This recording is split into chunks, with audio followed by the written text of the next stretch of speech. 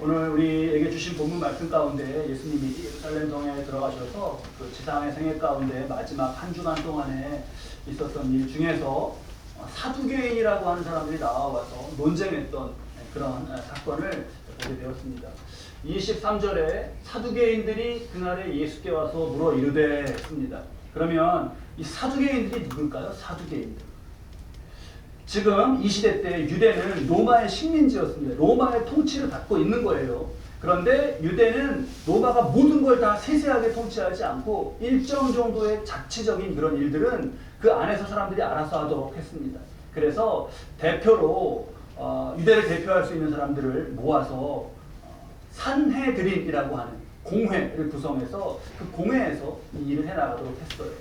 우리는 지금 국회가 300명이죠. 국회의원이. 산헤드린 공회는 70명으로 구성되어 있었습니다. 70명. 우리는 입법, 사법, 행정 이렇게 3권이 이렇게 분립이 되어 있죠. 유대는 당시에 이 산헤드린 공회에서 입법, 사법, 행정 이런 권한을 모두 그냥 가지고 있었어요. 사두개인들은 누구냐 하면 유대교의 한 종파 사람들인데 이 산헤드린의 70명 중에 거의 대부분을 차지하고 있었던 그런 사람들입니다. 제사장들, 율법학자들 막 이런 분들이. 그래서 유대를 거의 다스리고 지배하고 있었다 이렇게 보시면 되겠습니다. 공회도 그렇게 대다수를 차지하고 있는 데다가 제사장이니까 성전까지 다 관리하지 않습니까? 그러니까 굉장히 막강했던 거죠. 막강했습니다. 이들이 예수님께 왔는데요. 그날에 예수께 와서 예수님께 올 때 지금 좋은 마음이 아니에요. 일단 오고 있는데. 왜 좋은 마음이 아니냐 하면 며칠 전에 예수님이 예루살렘 성전에 들어오셔서 상을 다 뒤에 엎으시고 장사하는 사람 쫓아내고 하셨지 않습니까? 그러니까 성전을 통해서 이익을 막 얻고 있었던 이들은 그게 싫었던 거죠. 자신의 수입에 방해가 됐습니다. 근데 자신들은 그래서 싫은데 유대인들 이런 그 일반 사람들은 막 다 화로하고 있어요. 예수님을 보면서. 그래서 이게 싫어하는 모습이었죠. 사두개인들. 기득권을 가지고 있는 사두개인들은 싫었습니다. 역사 속에서 언제나 그렇잖아요. 그냥 늘 가만히 있어라. 가만히 아무런 뭐 시끄럽게도 하지 말고 가만히 있어라 이렇게. 그래서 그렇게 가만히 있어야 자신들의 권력과 이익이 계속 그냥 유지되는 그것이었습니다. 뭐 어디 무슨 뭐 나사렛이라고 거기서 어떤 사람이 와갖고 뭘 가르치고 기적을 행한다 이렇게 할 때 이들 입장에서는 굉장히 이게 불쾌하고 나사렛이면은 우리는 나사렛 예수 이렇게 잘 알고 있지만 당시에는 아마 예루살렘에서 누가 나사렛 어딘지 알아 그러면 잘 뭐 거기가 어디예요? 이러는 촌이었어요. 우리로 치면 어디 그런 촌이 어딜까요? 저기 어디 강원도에 무슨 그런 시골에 어디 잘 이름 모르는 그런 누구인데 그렇다는 거니까 굉장히 기분이 나빴습니다. 어떤 사람은 막 선지자라고 그가 어떤 사람은 랍비라고 그러고 심지어 제일 불쾌하고 싫었던 건 그가 메시아 아니냐? 그렇게 막 눈먼자를 눈을 뜨게 하고 안전뱅이를 일으키고 그러는데 그러면 메시아 아니냐? 이게 너무 싫었습니다. 이런 게. 그래서 그런 마음으로 예수님께 왔어요. 그리고 물어 이르되. 근데 말씀은 여기서 사두개인들이 부활이 없다 하는 사두개인으로 소개하고 있어요. 이 사두개인들은요 특이하게 성경 중에서 앞에 구약의 중에서 5권, 앞에 5권이 뭐죠? 창세기, 출애굽기, 레위기, 민수기, 신명기 이 5권만 믿었습니다. 모세오경이라고 하는 이건 모세가 우리에게 전해준 것이고 이것만 우리는 믿는다 해서 이 모세오경 가운데에는 부활이 안 나온다는 거예요. 그러니까 우리가 부활이 없다 하는 사두개인 그러면 야 당장에 에스겔서에 보면 마른 뼈가 살아나는 말씀이 있는데 그러니까 이거는 모세오경이 아니니까 안 믿어. 우리는 모세오경만 이렇게 생각했어요. 그리고는 누가 부활이 있다고 하면 항상 이들은 여러분 그 수능에 보면 킬러 문항이라는 게 있죠. 킬러 문항. 정말 어려운. 그 맞추라고 내는 거예요? 틀리라고 내는 거예요? 도대체. 그거는 진짜 죽이려고. 애들을 죽이려고. 그거는 맞출 수 없게 언제 뭐 킬러 문항이 이슈가 돼갖고 미디어 통해서 한번 접해서 보니까 일단 저도 그래도 교육을 많이 받는다고 받았지만 이 말 자체를 이해 못하겠더라고요. 뭘 묻는지를 모르겠어요. 뭘 묻는지를 알아야 생각을 할 텐데 완전 킬러 문항이죠. 그걸 킬러 문항이라고 그래요. 근데 이들은 누가 부활이 있다 그러면 딱 요 킬러 문항을 하나 준비했다가 요걸로 딱 억눌렀습니다. 아무도 대답 못했어요 여태까지. 그 문항이 뭐냐? 그 문항이 24절부터 28절이에요. 말씀을 드리면 부부가 있습니다. 누가 결혼해서 부부가 됐어요. 근데 살다가 남편이 죽었습니다. 그 여인 혼자 남았잖아요. 유대 사회에서는 여자가 사회적으로 할 수 있는 게 아무것도 없어요. 절대적으로는 사회적인 약자로 그냥 궁핍과 빈곤에 방치되는 거예요. 그러니까 이런 경우에 이렇게 남편이 죽으면 남편의 형제가 이 형수죠. 그러니까 형수를 취하는 겁니다. 결혼하는 거예요. 그래서 살 수 있게 자식을 만약에 그래서 나면 그 자식은 형의 자식으로 이렇게 계보를 이어가는 겁니다. 이거를 이런 제도를 형사취수제라고 불렀어요. 형사취수제. 그래서 그러니까 만약에 이렇게 하지 않으면 남편이 먼저 죽었다. 그럼 부인이 뭐 어떻게 할 수가 없습니다. 그 누가 결혼 다 안 해요. 그러면 가령 뭐 다른 지파의 사람 아니면 이방 사람 이렇게 결혼을 또 해야 되는데 그러면 다른 지파로 이렇게 하나님은 지파별로 이 유업을 주셨는데 그게 바뀌게 되고 이방 사람과 결혼하면 유대인인데 이방 사람과 결혼하지 말라 그랬는데 이게 또 말씀을 어기는 게 된단 말이에요. 그러니까 이러지도 저러지도 못하니까 형사 취수제라는 제도를 하나님이 주셔서 그렇게 아주 사회적으로 약자가 된 이를 보호하고 또 지파별로 유업이 잘 이어져 내려가도록 그렇게 하신 제도예요. 근데 이제 이들이 묻는 게 이거죠. 맞아요. 형사 취수제가 모세 오경 율법에 나옵니다. 그래서 남편이 죽었으니까 그 동생이 형수를 취합니다. 그렇지. 근데 요 두 번째 동생도 죽은 거예요. 그럼 어떡하죠? 세 번째 동생이 취하는 거죠. 이런 식으로 계산하는 겁니다. 근데 세 번째 동생도 죽은 거예요. 약간 이제 억지가 나오는 거죠. 세 번째 동생이 죽었어. 그거 어떡하죠? 네 번째 동생 26절 보면 둘째와 셋째로 그러다가 일곱째가 결혼했는데 일곱째도 죽었어요. 그리고 시간이 지나서 이제 여인도 죽었습니다. 그러면 부활을 했을 때 7명이 지금 이 한 여인과 결혼했는데 그럼 이 여인은 누구의 부인입니까? 한번 우리 킬러분 한번 풀어보시죠. 누구의 부인이 돼야 될까요? 하나님의 부인. 이야. 그때 태어나셨어야 돼요. 그래서 그냥 부인이에요.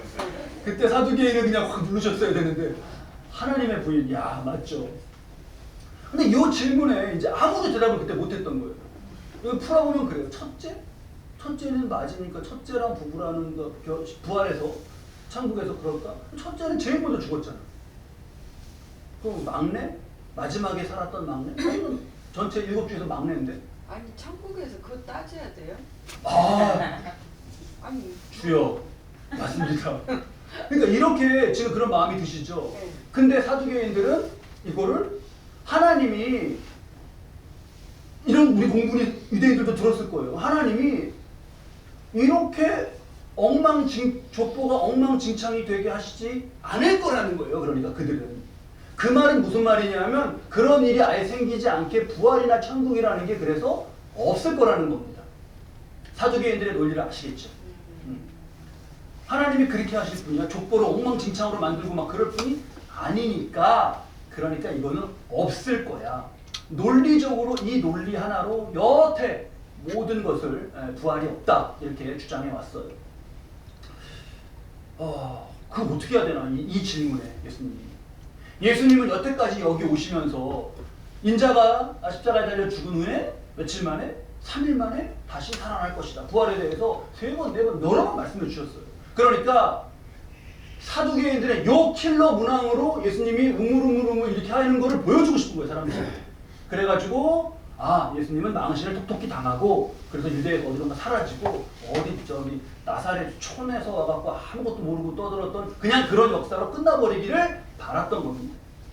이렇게 물으면서 사두개인들은 진지한 척 했지만 속으로 됐어. 이 킬러 문항 돼서 뭐 아무도 못 풀어. 됐어. 이렇게 했을 거예요.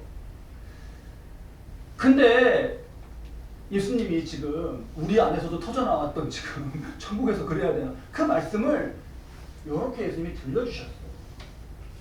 29절 30절 말씀, 이 말씀을 잘 우리 교훈으로 새기면서 함께 읽으면서 교훈으로 새기겠습니다. 29, 30절. 예수께서 대답하여 이르시되 너희가 성경도 하나님의 능력도 알지 못하는 거로 오해하였도다. 부활 때에는 장가도 안 가고 시집도 안 가고 하늘에 있는 천사와 같으니라 하신 겁니다. 하늘에서 있는 천사와 같으니라. 그렇죠. 만약에 아까 우리 말씀하신 것처럼 만약에 부활해서도 천국에서도 또 시집가고 결혼하고 그러는 거라면 그때도 또 뭐 소개팅 나가가지고 만나보고 마음에 안 들어 막 속상하고 또 뭐 결혼했는데 뭐 또 싸우고 막 그럼 그게 천국인가요? 아니잖아요. 그렇지 않다라시는 거예요. 막 싸워가지고 그때도 천국에서 저기 싸워 나 속상해 이러지 않죠. 천국에서는. 예전에 그 어떤 분이 천국 두고 그런 얘기 하시는데 재밌더라고요. 천국에 가면 이제 막 천국을 잘 이제 모르고 똑같이 사두개인처럼 말하는 거예요. 악의는 아니고 재밌게 생각을 하신 거죠. 천국에 가면 남자분들은 이제 여자분들은 남편이 정말 멋진 우리 한번 어떤 배우가 요즘에 인기가 있나요? 아름다운 어떤 여인, 거기 내가 만나가지고 천국에서는 그런 기쁨이 크니까 그런 것이 천국이겠구나. 또 여성분은 다 멋진 내가 좋아하는 뭐 배우, 아이돌 만나서 결혼하는 막 천국을 두고 그런 꿈을 꾸는 거예요. 그러니까 그런 얘기를 한 거죠. 멋있는 뭐 암흑의 배우 천국에서 그렇게 만나가지고 천국 좋겠다. 그러니까 그 옆에 친구가 뭐라 그런 줄 아셔요? 친구가 만약에 천국이 그러면 그 여자한테 거기가 천국이 아니지. 천국에서 우리의 생각으로 이 땅에서 사람이 생각하는 생각으로 천국을 생각하는 거하고 예수님이 말씀해 주신 거는 완전히 다릅니다. 사두개인들이 부활은 없다, 천국은 없다 실컷 얘기했는데 예수님이 진리를 딱 말씀해 주시니까 그렇지 천국에서 그럴 리가 없잖아 이렇게 된 거예요. 근데 여기서 제가 사두개인 입장에 대해서 약간 어거지를 한번 부려볼게요. 저는 주님이 말씀해 주시면 그냥 아멘 하고 잘 받아요. 근데 제가 지금 사두개인 입장이 그냥 역할이 되는 거예요. 제가 그런 믿음이 안 좋은 사람이 아닌 게 아니라 어떤 억지냐 하면 근데 천국에 가보지 않을 이상 그렇잖아요. 천국에 가보지 않을 이상 천사와 같다 저런 말을 믿을 수 있냐?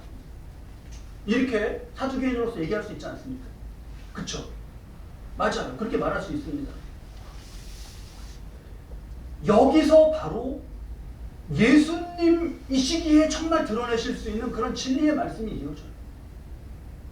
진리의 말씀이 이어져요.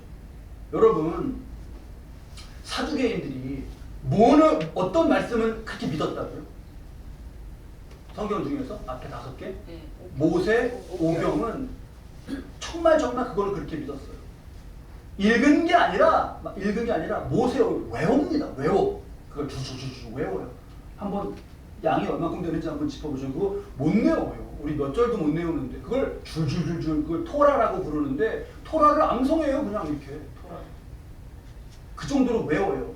그런데 예수님이 정말 이게 하나님의 지혜가 이런 것이죠. 31절에 보면 이렇게 말씀을 이어가셔요. 죽은 자의 부활을 논할진대 하나님이 너희에게 말씀하신 바 32절 말씀이죠. 너희에게 말씀하신 게 뭔가? 여러분 32절 말씀 우리 중요한 말씀이니까 함께 읽겠습니다. 나는 아브라함의 하나님이요 이삭의 하나님이요 야곱의 하나님이로라 하신 것을 읽어보지 못하였느냐? 하나님은 죽은 자의 하나님이 아니요 살아있는 자의 하나님이시니라.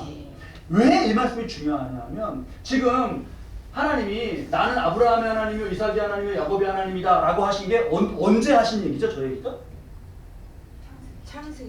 창세기? 창세기 했을 때 제가 창세기 이렇게 하면은 그 다음 책으로 한번 가보시는 건 어때요? 출애굽기입니다. 네. 출애굽기에 보면 하나님이 모세를 부르시죠. 떨기나무로. 그래서 모세한테 내가 누군지를 말씀하시는 거예요. 나는 누구라고요? 아브라함의 하나님, 이삭의 하나님, 야곱의 하나님이다라고 말씀하시는 거에 나오는 말이에요. 그러니까 그거를 너희가 32절에 읽어보지 못했냐라고 물으셨어요.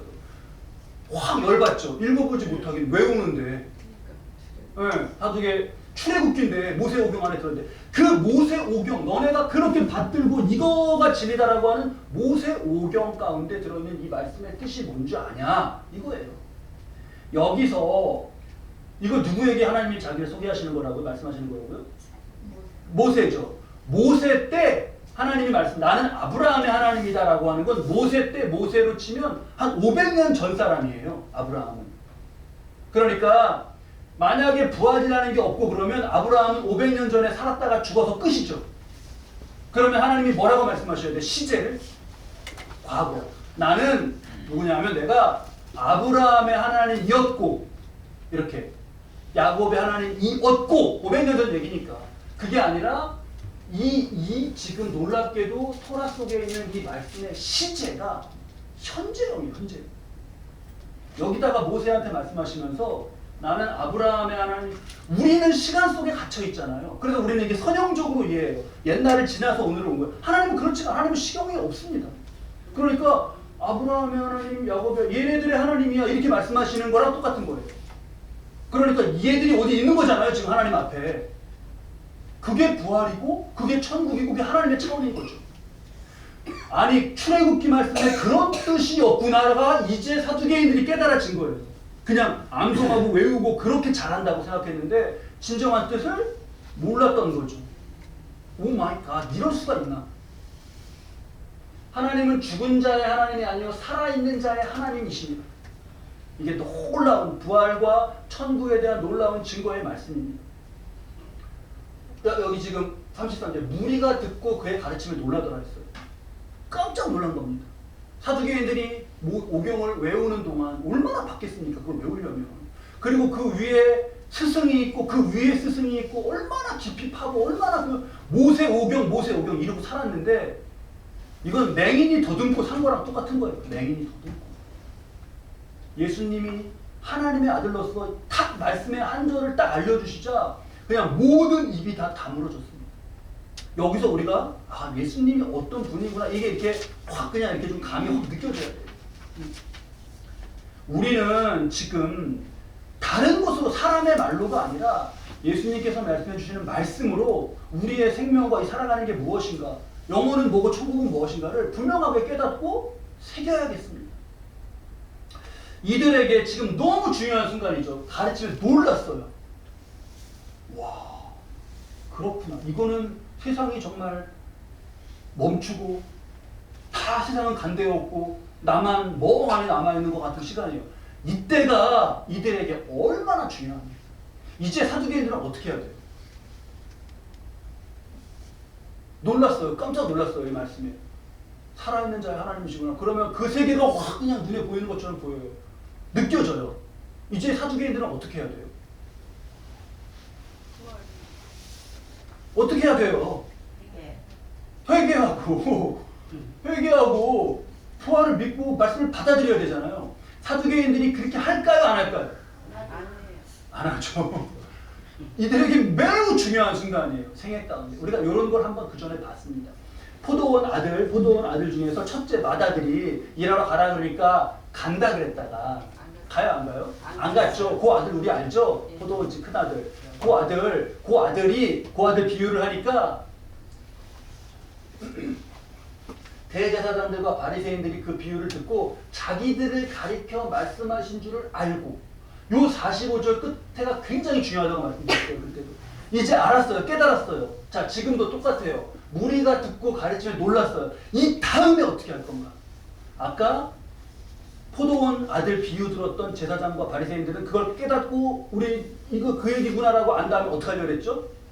예수님을 잡으려고. 이게 완전히 죄로 물든 인간에서 나오는 거예요. 메시지가 맞아요. 메시지가 맞으면 그 메시지에 엎드려야 되잖아요. 그럼 메시지가 맞는데 엎드리기 싫어. 그럼 어떻게 하죠? 그 메신저를 공격하고 죽이는 거예요. 지금도 이들처럼 가르쳐 말씀하신 줄 알고 잡고자 하나. 이들도 그랬죠. 사두개인들도 돌아서지 않습니다. 돌아서지 않아요. 그래서 진리와 구원과 영생은 굉장히 영적인 문제예요. 이거는. 아는데도 돌아서지 않는다. 이건 자, 우리가 이 상황을 잘 보면서 나 자신은 어떤가 돌아보고 예수님 말씀에서 진리를 배워야겠어요. 부활과 천국, 영원한 생명은 하나님께서 우리에게 주시는 것이에요. 우리는 그것에 대해서 의심도 생길 수 있고 우리 머리가 다 못할 수 있어요. 그런데 하나님의 차원이기 때문에 그래요. 예수님이 요한복음 6장 48절에 진실로 너희에게를 믿는 자는 영생을 가졌다 했어요. 믿는 자는 뭘 가졌다고요? 영생을 가졌다. 내가 곧 생명의 떡이다. 이게 무슨 말씀이에요? 우리 성만찬하고 할 때 예수님의 이 떡이라는 말씀을 우리가 우리 가운데 의식으로 구현해 가는 건데, 떡을 먹으면 여러분 떡을 오물오물 씹는 사이에 삼키면 이게 떡과 내가 하나가 되어 있죠. 그렇죠? 떡과 내가 하나가 되어 있습니다. 그거를 비유로 말씀하시는 거예요. 예수님을 영접하는 자는 예수님과 내가 하나가 되어 있다. 그러면 나는 인간이기 때문에 목숨인데 예수님은 영원한 생명을 가지고 있단 말이에요. 그것과 하나가 되는 거예요. 그럼 우리는 뭘 가지게 되는 거예요? 영생. 그렇죠. 영원한 생명을 가지게 되는 거예요. 떡과 하나가 됐던 것처럼. 떡을 먹었으니까 이 안에 떡이 있는 거죠. 영원한 생명을 먹으면 뭐가 있는 거예요? 영생이 있는 거예요. 근데 예수님을 영접한다는 것은 그러한 의미예요. 여기서 생명이라는, 내가 곧 생명의 떡이다라는 말씀에서 예수님이 이 본문 말씀에 헬라어로 조회라는 용어가 사용되었어요. 조회. 이때 우리도 그냥 목숨 이렇게 말하는, 이런 목숨 말하는 용어로 푸시케라는 용어가 있었습니다. 따로. 근데 특별하게 조회라는 말을 사용하셨어요. 조회와 푸시케는 달라요. 조회는 영어 설명에 써있죠. The God kind of life. 생명인데 God kind. 하나님이 친절하다. 이게 아니라 하나님 류의, 하나님이 가지고 있는 그 생명을 말하는 거예요. 그거를 주신다. 이거예요. 요한복음 20장 13절. 오직 이것을 기록하면 너희로 예수께서 하나님의 아들 그리스도이심을 믿게 하려 하며 또 너희로 믿고 그 이름을 힘입어 뭘 얻는다고요? 생명을 얻게 하려 합니다. 나는 없지 지금. 그런 나는 목숨이에요. 근데 뭘 줘서 생기는 거예요. 뭘 줘서. 내 배에 지금 떡을 안 먹었는데 떡이 있나요? 없나요? 없죠. 근데 떡을 먹으면 있잖아요. 그것처럼 God kind of life. 하나님의 생명을 줘서 나는 영생한다. 이거죠. 이걸 여러분 우리가 잊지 말고, 잊지 않고 또 잃지 말아야겠습니다. 이 비유로 마지막으로 우리 잘 새기고 기억하시죠. 여러분 혹시 재산들이 한 얼마 정도씩 다 되시는지 제가 잘 모르겠네요. 한 100억씩은 있으시죠? 사장님 무슨 100억이에요? 뭐 얼마 100억 있으신 분은 할렐루야고요. 근데 100억을 여러분 우리가 지금 이렇게 그냥 일하고 뭐 이렇게 하는 걸로 100억을 모을 수가 있나요? 그렇죠. 막 사업을 하고 막 이렇게 뭐 어떻게 돼야 되잖아요. 뭐가 그냥 일반적인 일 이렇게 얻을 수가 없어요. 근데 이런 걸 생각해 보자고요, 여러분. 우리가 100억을 뭐 1원씩 100원씩 모으는 게 아니라 한 번에 가질 수 있는 방법이 있어요. 어떻게 이렇게 집중이 아까랑 다르시게 갑자기 저도 마주보면서 놀랐네. 100억을 가질 수 있는 방법이 있어요. 목사가 거짓말 하겠습니까? 뭐냐면 어떤 가진 사람이 나한테 주면 돼요. 그렇잖아요. 누가 100억을 주면 그냥 바로 생기는 거잖아요. 100억이. 뭐 언제 1,000원, 2,000원씩 모으고 있어요. 바로 오면 받으면 돼. 근데 전제가 있죠. 조건이. 그 사람이 나에게 주고자 하는, 그 사람이 그런 돈이 있어야 되고, 첫 번째는. 그 다음에 주고자 하는 마음이 있어야 돼요. 이 두 개만 있으면 돼요. 그럼 나는 뭐가 생기는 거예요? 100억이 생기는 거예요. 그거예요. 일론 머스크가 지금 보니까 며칠 전 기사에 보니까 세계 최고 부자로 그렇게 됐더라고요. 이렇게 갖고. 그래서 순위가 뭐 바뀌고 그러는데 일론 머스크가 지금 1위래요. 근데 일론 머스크가 얼마인지 아셔요, 재산이? 모르시죠? 세계 최고의 부자, 지금 그가 600조가 넘었대요. 재산이. 600조. 600조. 상상할 수 없는 금액이죠. 600조. 일론 머스크가 일단 돈이 있죠. 근데 뭐만 있으면 돼요? 주고자 하는 마음만 있으면 100억이 생기는 거예요. 와, 600조는 너무 커갖고 우리가 상상이 잘 안 돼. 이렇게 생각하시면 돼요. 내가 600만 원이 있어요. 600만 원 정도는 늘 가지고 다니시잖아요. 여기도 있고 여기도 있고 막 600만 원이 있는데 600만 원 있는 사람에게 1원이에요. 1원. 느낌이 100억이 일론 머스크에게 우리 600만 원 갖고 있는 사람에게 1원이에요. 6억을 가지고 있어 내가 6억을 가지고 있는데 그중에서 만원권 하나예요. 그럼 줄 수 있단 말이죠. 유는 뭐냐?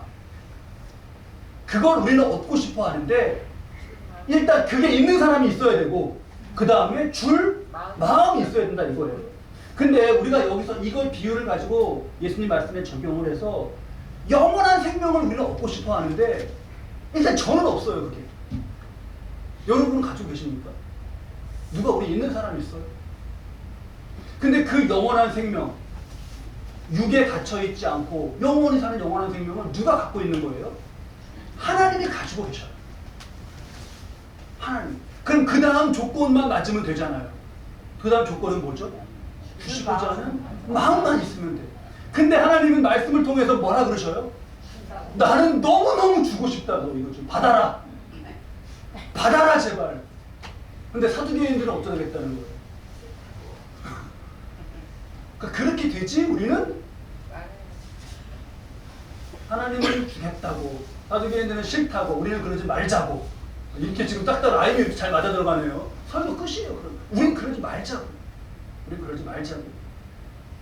사두개인처럼 이 중요한 순간에 하나님이 사두개인 뭐라 모세 하라 그랬어요. 야 모세 오경 외운 거 갖고는 안 돼. 66권 다 외워. 그래서 외워야 구원받는다 그랬어요. 아니에요. 아 하나님은 다 영원히 살아계신 산자의 하나님이시구나. 제가 여태까지 알고 그렇게 떠들었던 건 잘못했습니다. 회개하고 예수님을 그냥 받아들이면 돼요. 그럼 영생을 얻는 거예요. 우리는 꼭 끝까지 예수님 잘 믿는 저와 여러분이 되시기를 축원합니다. 누가복음 이 말씀 끝에 저 세상 이 동일한 말씀인데요. 그들을 다시 죽을 수도 없나니 이는 천사와 동등이요. 여기 뭐 마지막에 무슨 자녀요? 부활의 자녀, 하나님의 자녀입니다. 이 몸은 아까 푸시케라고 하는 여기 쓴 목숨은 이건 우리 몸과 목숨은 어디서부터 왔죠? 육의 부모, 그렇죠? 아버지, 어머니. 그래서 우리는 나를 뭐라고 불러요? 나는 누구 자녀입니다. 부모님 누구 자녀입니다. 이렇게 말하잖아요. 생명은 어디서부터 받는 거예요? 하나님. 그러면 생명을 기준으로 하면 난 누구의 자녀가 되는 거예요? 하나님의 자녀. 그래서 이게 하나님의 자녀라는 뜻이에요. 저 여러분 하나님 자녀가 분명하십니까? 늘 감사하고 이것을 주신 예수 그리스도를 찬양하고 그 보혈을 찬양하면서 우리는 하나님의 자녀로 부활의 자녀로 이것을 잃지 말고 복되게 살아가시는 그런 삶 되시기를 주님의 이름으로 축원합니다. 기도하시죠.